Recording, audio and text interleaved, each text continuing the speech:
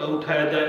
বেলালকে যখন শুয়ে দিয়েছে, পাথর নিয়ে এসেছে, নিয়ে আসার পরে বলে, রে বেলাল, তুমি একটা গোলাম, তুমি কিন্তু দাস, তুমি যদি কালেমা ছেড়ে না দাও তাহলে তোমার উপরে এই পাথরটা উঠায় দেব, যে তুমি আর শ্বাস প্রশ্বাস নিতে পারবে না। ওই দিন দেখে যে উটের নারী বুড়ি, ও বেলাল, তুমি যদি এরপরেও কালেমা ছেড়ে না দাও, ওই নারী বুড়ি তোমার মুখের উপরে উঠায় দেব, তুমি যাতে নিঃশ্বাস নিতে না পারো। বেলাল শুয়ে আছেন, আল্লাহ তাআলাকে ডাক দেন, আল্লাহু আহাদ, আল্লাহু আহাদ, আল্লাহু আহাদ, আল্লাহু আহাদ, এরকম আল্লাহকে ডাক দিতে দিতে দিতে দিতে এমন সময় আবু জাহেল তার বুকের উপরে পাথরটা ধপ করে রাখে। বেলাল বুক ধরে কান্না করে উঠলো, আল্লাহকে ডাকতে বলে, মালিক, ও আল্লাহ, তোমার কোন থাকতে গিয়ে আজকে আমার উপর জুলুম করে, তোমার কোন থাকতে গিয়ে আজকে আমার উপর এরকম অবিশ্বাস্য ভাবে আমার উপর পাথরটা ছড়িয়ে দিয়েছে। আল্লাহ, ও আল্লাহ, তুমি আমারে বাঁচিয়ে দাও। পাথরটা যখন বুকের উপরে উঠাই দিয়েছে, সবতে পানি ছেড়ে দিয়ে বেলাল কান্না করে আকাশের দিকে তাকায় আর বলে, রে আল্লাহ, তুমি আমারে বাঁচিয়ে দাও, তুমি আমারে বাঁচিয়ে দাও। বেলালের উপরে যখন পাথর উঠে দেওয়া হয়েছে, বেলাল চিৎকার করে আল্লাহ আল্লাহ বলে ডাক। এমন সময় দাঁড়িয়ে বুড়িগুলো নিয়ে এসে তার মুখের উপরে উঠে দিয়েছে, দিয়ে দিয়ে ঘোড়ার পিঠে উঠে চলে গেছে। বেলাল তো নড়তেও পারে না, চড়তেও পারে না। এত শাস্তি শুনে দেন আল্লাহর গোলাম। দুইটা হাত দুই খুঁটিতে বেঁধে দিয়েছে, দুইটা পা দুই খুঁটিতে বেঁধে দিয়েছে, শুয়ে দিয়েছে। বেলালের মুখের উপরে পাথর, মুখের উপরে নারী বুড়ি। বেলাল তারপরে জবান বলে, আল্লাহু আহাদ, আল্লাহু আহাদ, এরকম বলতে বলতে বলতে বেলাল জ্ঞানটা হারিয়ে ফেলেছে। মরুর প্রান্তরে দুইজন আরব বিদয় দেখেছে। আরব বিদয় দৌড়ে এসেছে, এসে বলে, কি ব্যক্তি হাত মেরে রেখে তার কলকব্জ সব চলতেছে, জীবন আছে, নারী ভুঁড়িগুলো মুখ থেকে সরাই দিলেন, দিয়ে পানি ছিটা দিলেন, পানি তার উপরে ছেড়ে দিলেন। বেলাল চোখ খুললো, উপর থেকে পাথরটা সরাই দিলেন। বেলালকে ডাকতে বলল, রে বেলাল, তোমার এই কেন অবস্থা হয়েছে? বেলাল বলেন, লা ইলাহা ইল্লাল্লাহু মুহাম্মাদুর রাসূলুল্লাহ, এই কালেমার উপরে থাকার কারণে আজকে আমার এই অবস্থা। বেলাল বাড়িতে চলে গেলেন, দাসের বাড়ি, মালিকের বাড়িতে গেলেন। দাস গিয়ে দেখতেন, মালিক, আমি বেলাল এসেছি, আমার খাবার দাও, সারা জীবন খাইতে পারি নাই। বেলাল যখন খাবার চেয়েছেন, মালিক বলে, তোমার কোনো খাবার নাই, কোনো খাবার নাই। একদিন, দুই দিন, তিন দিন, যখন 3 দিন হয়ে গেছে, 3 দিনের দিন তারে কোনো খাবার দেয় নাই। বেলালের উপর এত নির্যাতন আর এত নির্যাতন হইতে হইতে এই খবর মায়ার নবী, দয়ার নবী, নূরের নবী মুহাম্মদ রাসূলুল্লাহ সাল্লাল্লাহু আলাইহি ওয়াসাল্লামের কানে গেছে। দয়ার নবী যখন এই কথা শুনলেন, শোনার সাথে সাথে সব যে পরিস্থিতি আল্লাহর কাছে দোয়া করে, আল্লাহ, ও মালিক, আমার বেলালকে হেফাজত করো, আল্লাহ, আমার বেলালকে জালেমদের হাত থেকে রক্ষা করো, আমার বেলালকে ওই সব দুষ্টদের হাত থেকে রক্ষা করো। আল্লাহর কাছে দোয়া করেন। পরদিন ফজর বেলায় সাহাবাদেরকে নিয়ে বসেছেন, সাহাবাদেরকে নিয়ে বসে বলেন, ও সাহাবায়ে কেরামেরা, আমার অন্তরটা যেন ভালো যায়, শুধু কান্না আসে, চোখ দিয়ে কান্না আসে আমার বেলালের জন্য। তোমরা কে আছো যে আমার বেলালকে তোমরা মুক্ত করে নিয়ে আসবা? যে ব্যক্তি আমার বেলালকে মুক্ত করবে, আমি রাসূল তার জন্য জান্নাতের জিম্মাদারি হয়ে গেল। বলেন আল্লাহু আকবার। সাহাবারা একজন আরেকজনের দিকে তাকায়, একজন আরেকজনের দিকে তাকায়, তাকাইতে তাকাইতে একজন সাহাবা হযরত আবু বকর রাদিয়াল্লাহু তাআলা আনহু দুখানা হাত ভাসায় দিলেন, দাঁড়ায় গেলেন, লব্বাইক ইয়া রাসূলুল্লাহ, লব্বাইক ইয়া রাসূলুল্লাহ, লব্বাইক ইয়া হাবিবাল্লাহ, আমি আবু বকর আছি, তাকে বের করে নিয়ে আসবো। আমার সব সম্পদ যদি বিক্রি করা লাগে, আমার সব সম্পদ যদি দেওয়া লাগে, তারপর আমি বেলালকে বের করে নিয়ে আসবো। আবু বকর সূর্য যখন উঠে গেছে, বেলালের বাড়িতে চলে গেছে, বেলালের মালিকের বাড়িতে চলে গেছে। বেলালের কাছে গিয়ে বলে, রে বেলাল, বেলাল বলে, ভাই, তোমার গভীর রাত্রে তোমার সাথে দেখা হয়েছিল, আমি কি ভুল করতেছি না? তুমি আবু বকর? বেলাল যখনই বলে আবু বকর দু চোখের পানি ছেড়ে দিয়ে বলে, ও বেলাল, এই কালেমার জন্য আজকে আমার এই করুণ অবস্থা। আবু বকর ডাকতে বলে, না বেলাল, ভয়ের কোনো কারণ নাই, আমি আবু বকর এসেছি, আমার সম্পদ যদি সব দেওয়া লাগে, আমার সব কিছু যদি দেওয়া লাগে, সব দিয়ে আমি আবু বকর তোমাকে নিয়ে যাব, তোমার মালিক মালিককে ডাক দেওয়া হলো। মালিক আসলেন, মালিককে বললেন, ও বেলালের মালিক, ও বেলালের মালিক, ও বেলালের মালিক, আমার রাসূলের প্রিয় হাবিব, আমার রাসূলের প্রিয় বন্ধু বেলাল এরকম মেরেছো, তুমি কত টাকা চাও, তুমি কত পয়সা চাও, সব দেওয়া হবে, তারপর আমার বেলালকে ছেড়েছো। ওই বাড়ির মালিক যে ছিল বেলালের মালিক, বেলালের মালিক বলে, আমি 1 টাকা 2 টাকায় ছাড়বো না, আমি 1000 দিরহাম দিলে আমি ছেড়ে দেবো, 1000 দিরহাম দিলে আমি বেলালকে ছেড়ে দেবো। আবু বকর বলে, আমি 700 দিরহাম দেবো, তুমি ছেড়ে দাও। মালিক বলে, না না না, আমি ছেড়ে দেবো না। বলে, আমি 800 দেবো, ছেড়ে দাও। না, আমি 1000 কম ছেড়ে দেবো না।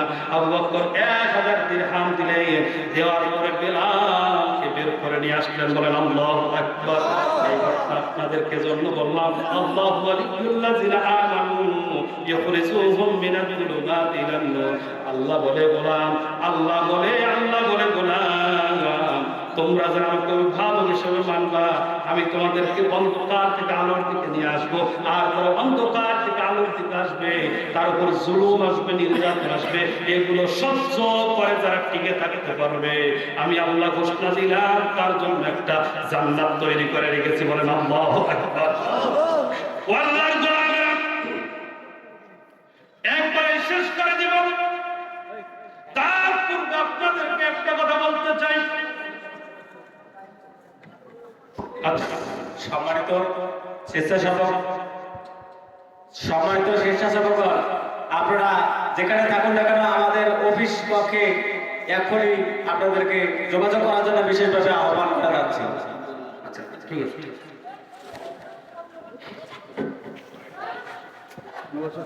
অনেক কুয়াশা পড়ছে, তাই না? প্রচন্ড কুয়াশা। শেষ করে যাই নাকি? শেষ করে যাই, অনেক কাজ আছে। অন্য আরেকদিন কথা হবে ইনশাআল্লাহ। আমি আপনাদেরকে সর্বশেষ এই কথাটুকু বলবো, আমি প্রতি বছর এই মাহফিলে আসবো। আমি আর বেলাল হোসেন বুলবুল, ইনশাআল্লাহ আমি আর বেলাল হোসেন বুলবুল প্রতি বছর এই মাহফিলে আসবো ইনশাআল্লাহ। আমরা এলাকার সন্তান, আমাদেরকে কেউ চেনে না, তাই পরিচয় নাই, তাই চেনে না, কিন্তু ঠিকই ওই একটা কথা আছে না, যে যেদিকে যায় যাক, নাটাই এক জায়গায় বসে ধরে আছে, ঠিক না? ঘুরি যতই উড়াক না কেন, নাটাই টান দিলে কিন্তু ঠিকই ওই গোড়ায় চলে আসে, ঠিক কিনা? এই যে আপনি দেখতেছেন মাওলানা জাহিদুল ইসলাম, উনি আমার বড় ভাই, ওনার কাছে আমি আরবিটা আগে শিখেছি, ব্যাকরণ যে তাত্ত্বিক জ্ঞান, ওনার কাছে আমি শিখেছি। আমি আপনাদেরকে শেষ করে দেবো, এর মধ্যে কোনো গন্ডগোল করা যাবে না। আমি একবারে শেষ প্রান্তে এসেছি, এত শেষ করতে বেলালের এই কথাটুকু বলতে একটু সময় লাগবে, 2 থেকে 5 মিনিট দেবেন তো ইনশাআল্লাহ? কেউ উঠবেন না? আল্লাহর গোলামেরা, এখন যারা বাইরে আছে ভেতরে চলে আসবে। আল্লাহর গোলামেরা, খুব মনোযোগ দিয়ে শোনেন। বেলাল মুক্ত হয়ে গেল, বেলাল মুক্ত বিহঙ্গের ন্যায় রাসূলের কাছে আসলেন। একবারে শেষ করে দেব, আপনারা শুনেন। বেলাল যখন বের হয়ে চলে আসলো, বের হয়ে আসলে রাসূলের কাছে আসলেন, রাসূলকে বললেন, ইয়া রাসূলুল্লাহ, আমি তো কালেমা পড়েছি, সেই নির্যাতন আছে। রাসূল ডাক দিয়ে বলেন, ইয়া বেলাল, তোমাকে জানায় দেই, আল্লাহ তোমার জন্য একটা জান্নাত তৈরি করে রেখেছেন। বলেন আল্লাহু আকবার। সম্মানিত ভাইরা, আমরা একবারে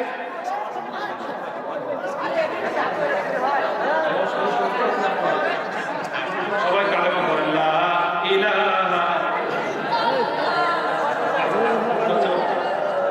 ইল্লাল্লাহ, লা ইলাহা ইল্লাল্লাহ। কালেমা পড়েন, লা ইলাহা লা। মহিলা মা বোনেরা, আপনারা দয়া করে নামাজের শুরুতে লাইন হয়ে বসে যান। নামাজের শুরুতে লাইন হয়ে বসে যান। মহিলা মা বোনদের দৃষ্টি আকর্ষণ করা যাচ্ছে। আর আমাদের সকল স্বেচ্ছাসেবক ভাইদের প্যান্ডেলের ভিতরে আবারও নিয়ে আসা যাচ্ছে। আর বাইরে যারা আছে তারা সবাই আমাদের প্যান্ডেলে চলে আসুন। বাইরে কেউ থাকবেন না, বাইরে কেউ থাকবেন না। লা ইলাহা লা ইলাহা ইল্লাল্লাহ লা ইলাহা লা ইলাহা। যারা বাইরে আছে ভেতরে চলে আসে জিকিরের সাথে সাথে লা ইলাহা ইল্লাল্লাহ। আপনারা এলোমেলো হয়ে না বসে সুন্দরভাবে সারিবদ্ধভাবে বসিয়ে যান। এখানে দেওয়া হবে এবং দেওয়ার সাথে তাওয়ারক দেওয়া হবে। অবশ্যই আপনারা বিশৃঙ্খলা সৃষ্টি করবেন না এবং কথাবার্তা বলবেন না প্যান্ডেলের মধ্যে দেওয়া চলাকালীন সময়।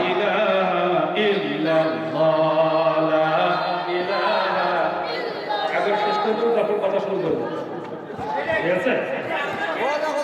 আল্লাহর গোলামেরা শেষ করে দেবো ইনশাআল্লাহ। আমি আপনাদেরকে যে কথাটা বলতে চাই সেটা হলো এটাই, আপনারা যারা আসছেন তাওয়ারকের জন্য আসছেন না কোরআনের জন্য আসছেন বলেন? দুজনে হাত তুলে দেখেন তো কারা কোরআনের জন্য আসছেন। লিল্লাহি তাকবীর, নারায়ে তাকবীর। আল কোরআনের আলো, আল হাদিসের আলো, নবীজির দুশমনেরা, ইসলামের দুশমনেরা, নারায়ে তাকবীর। হাত নামায় না। আমি একটা হাদিস আপনাদেরকে বলে দেব, অন্য কোনো সময় হলে বেলালের ঘটনা আজকে আর হবে না, ইনশাআল্লাহ অন্যদিন হবে। বেলালের ঘটনা শেষ করা সম্ভব না আজকে, অন্য একদিন হবে ইনশাআল্লাহ। আমি এরপরে আবারও আসবো, দোয়া হবে। কারণ আমি আপনাদেরকে একটা হাদিস জানাই দিয়ে শেষ করে দিই। আল্লাহ রাসূল সাল্লাল্লাহু আলাইহি ওয়াসাল্লাম বলেছেন,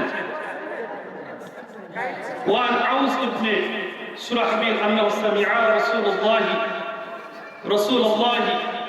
صلى الله عليه وسلم يقول من مشى مع الظالمين لقوميه وهو يعلم أنه ظالم فقد خرج من الإسلام।